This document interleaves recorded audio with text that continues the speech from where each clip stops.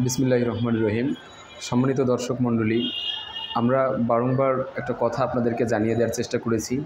সেটা হচ্ছে আমাদের কণ্ঠই হলো আমাদের প্রতিবাদ, আমাদের নীরবতাই হলো মৃত্যুসম। তো আজকে আমাদের থেকে প্রায় ৫,৫০০ মাইল দূরত্বে অবস্থিত প্যালেস্টাইনের গাজা, রাফা এবং আসকালানের কথা আমরা জানি। সেখানকার মানুষ কত কষ্ট করে জীবনকে যাপন করতেছে।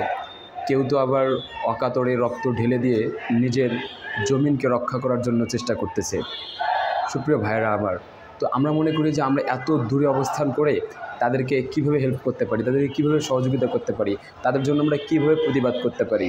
যে আমরা রাজপথে নেমে দু একটা স্লোগান দিলে কি আমাদের দায়িত্ব আদায় হয়ে যাবে?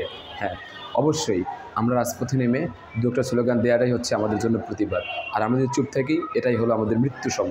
তাই আমরা সমস্ত উদাসীনতা এবং আলস্যতাকে কাটিয়ে ওঠে আসুন কণ্ঠে কণ্ঠ মিলিয়ে, কাঁধে কাঁধ মিলিয়ে ফিলিস্তিনের নির্যাতিত নিপীড়িত মানুষের জন্য স্লোগান দেই, free free Palestine, free free Gaza.